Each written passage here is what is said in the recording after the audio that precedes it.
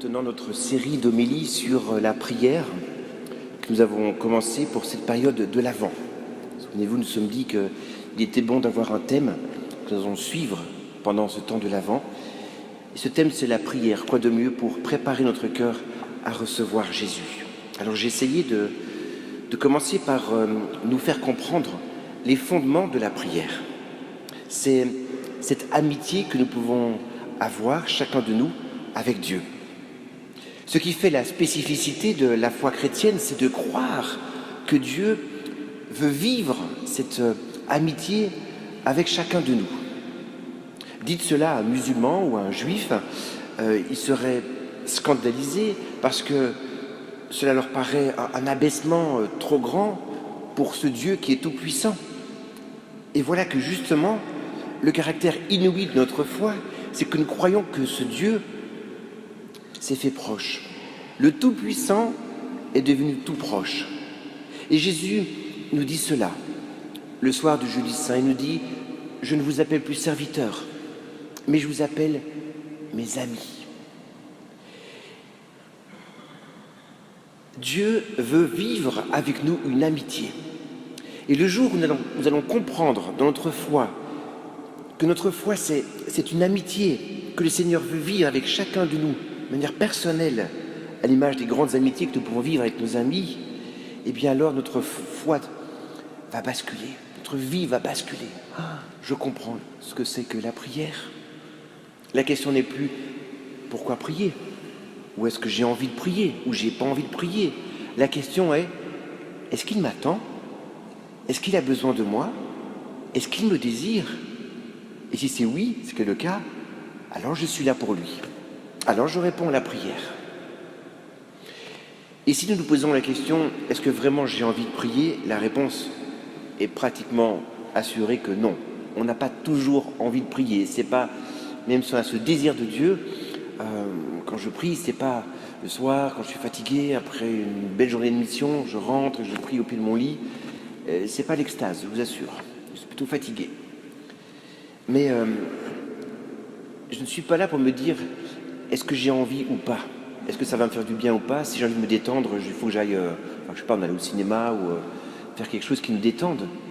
La prière n'est pas là si je n'ai envie ou je n'ai pas envie. Je réponds à une invitation d'une amitié avec Dieu. Et la seule manière de répondre à cette invitation, eh bien, c'est de consacrer du temps à cette amitié. C'est le temps que nous consacrons. Un ami, c'est quelqu'un pour qui nous sommes là.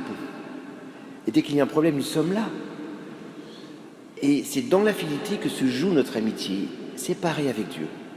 Quand je comprends cela dans ma foi, alors je commence à me décentrer de moi-même pour être dans cette amitié avec le Seigneur.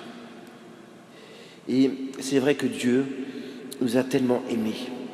L'amour appelle l'amour. Et quand on voit ce Christ qui est là, crucifié, on peut se dire que ce n'est pas pour rire qu'il nous a aimés. Il était jusqu'au bout. Notre amitié, c'est le don de nous-mêmes, c'est d'abord une réponse au don de Jésus. Le premier don, c'est lui qui nous l'a fait. C'est ce que nous fêtons demain, Noël. Bientôt Pâques. Et plus je le fréquente dans cette amitié, plus je vais être modelé par cette amitié. Les jeunes, là, vous influencez les uns les autres à votre... Il y a des belles amitiés. Il y en a aussi qui nous attirent un peu vers le bas, pour pouvoir discerner. Mais c'est sûr qu'avec Dieu, je ne peux pas me tromper. Si je fréquente Jésus dans la prière, dans cette amitié, c'est sûr que peu à peu, ça va déteindre sur moi. Je vais de plus en plus lui ressembler. Donc, voilà le fondement de la prière. Cette relation, cette amitié que nous pouvons avoir avec Dieu ou avec Jésus. La question maintenant, dans ce dernier volet de la prière, c'est comment prier? Alors je crois que vous avez reçu, peut-être tu peux montrer un petit résumé en 4 pages de ce que c'est que la prière, peut-être ça pourra vous aider. Comment prier? Eh bien, tout simplement en lui parlant. J'aime bien dire cela. Je prends en exemple Anne qui me regarde, qui m'écoute. Anne, je suis en train de dire des choses. Et c'est sûr que Anne, elle pense du coup à plein de choses quand je lui parle ou quand quelqu'un lui parle. Nous n'arrêtons pas d'avoir une conversation continue avec nous-mêmes. Là, c'est ce que vous faites. Et bien maintenant, on peut faire pareil avec Dieu. On peut se dire, mais si j'ai arrêté de me parler toujours à moi-même, mais je peux parler avec lui. Voilà pourquoi Paul nous dit, je peux constamment, en tout temps et en tout lieu, prier. Je peux toujours dire, mais c'est vrai, je sens ça, Seigneur, et tu as vu ce que je vis, alors voilà, et je lui parle tout le temps. Donc je peux prier continuellement et partout. Quand je suis sur mon vélo, quand je suis dans ma douche, à la cuisine, au travail, dans le métro, je peux prier en tout lieu et en tout temps. Voilà une première manière de prier. J'arrête pas de penser à lui et je lui parle tout le temps. Une deuxième manière de prier, c'est de choisir dans ma journée un moment propice et m'y tenir pour avoir cette relation avec lui, cette amitié. Je fixe des rendez-vous avec Jésus ou avec Dieu dans ma semaine ou dans ma journée et je le décide. Vous savez combien de minutes il y a dans une journée ? 1440. Si je décide, allez, on va commencer doucement pour certains, 2 minutes de prière par jour, il me reste 1438 minutes pour moi-même. Ça va ? 2 minutes par jour. Certains me disent, mais Stéphane, j'ai pas le temps de prier. J'ai envie de dire, c'est faux.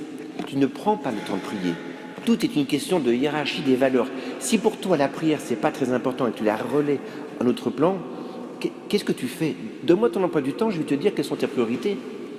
Si la prière est une priorité pour toi, si tu veux avoir cette relation avec lui, alors vas-y, prends du temps, consacre-lui au minimum 2 minutes. Alors, une fois que j'ai choisi ce temps dans ma journée, je choisis le lieu. Je crois que c'est très bien d'avoir un oratoire dans sa chambre. Ou alors pour une famille, on prend un oratoire pour la famille, dans une maison. Et je le décore avec une petite bougie, avec une petite icône, avec une croix, avec quelque chose, une parole que j'aime bien, avec la Bible qui est ouverte, qui est comme un appel aussi à la lire. Et là, j'ai cet oratoire dans ma chambre. Et là, je peux faire silence. Je peux me recueillir. Je peux arrêter d'écouter tout ce bruit permanent dans ma journée. C'est important d'être en silence, d'être seul dans cette petite oratoire. Dans une église, ou alors, vous savez, il y a une chapelle ici à côté. Je ne sais pas si vous savez qu'il y a une chapelle numéro 4 rue Raymond Guyot, avec l'adoration. Peut-être certains d'entre vous, vous n'avez jamais été là. C'est juste derrière. Et donc, quand je suis dans ce lieu que je choisis, je me fixe un temps. Je disais au minimum 2 minutes, mais on peut quand même prendre 15 minutes, 20 minutes, 45 minutes pour ceux qui veulent, en fonction de mes disponibilités, de mes habitudes, et j'essaye de m'y tenir. Et attention, gardez bien ce temps-là. Si vous dites 15 minutes et que vous priez 45 minutes, le lendemain, quand vous allez arriver, je dis « Ah, mais hier, j'ai prié beaucoup plus, donc je peux prier beaucoup moins maintenant. » Et peu à peu, on ne prie plus. Donc, on garde ce temps. Ensuite, l'attitude corporelle. C'est bien d'avoir une attitude où je me sens bien avec mon corps. Est-ce que c'est à genoux sur un petit tabouret ? Est-ce que c'est en tailleur ? Est-ce que c'est je m'appuie sur mon lit ou sur le dos du mur ? Enfin, c'est sûr que si j'ai choisi la position horizontale sur mon lit, les bras de Morphée vont vite je peux m'endormir très vite. Je déconseille de prier, de manière horizontale. Et ensuite, je peux prendre la parole de Dieu. La parole de Dieu, la Bible, c'est comme si, quand j'ouvre cette parole, cette Bible, Dieu me parle. Alors, prenez les évangiles pour commencer, c'est plus simple.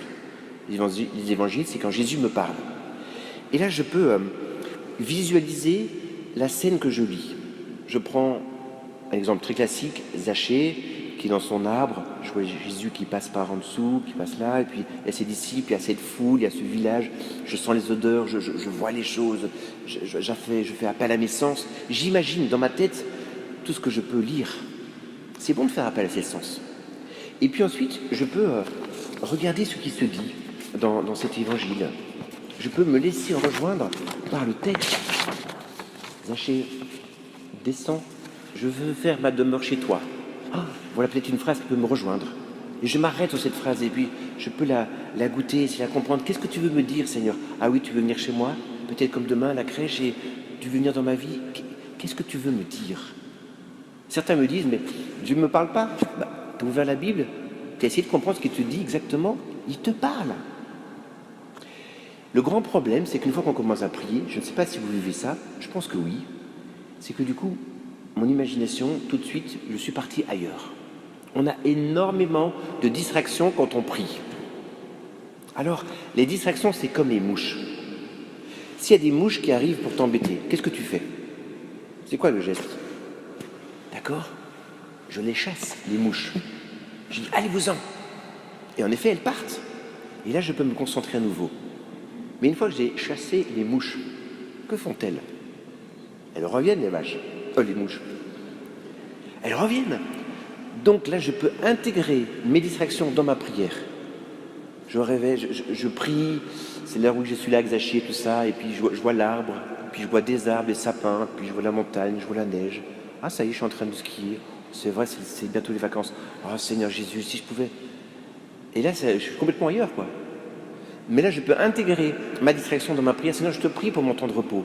Je te prie parce que c'est une nature que j'ai envie de revoir, ou peut-être j'ai pas la chance de partir cette année, alors je te prie pour cela, et puis mes cousins, eux, ils vont la neige et moi pas, je te prie pour eux, et je réintègre Jésus dans mes distractions, et là, je continue à prier.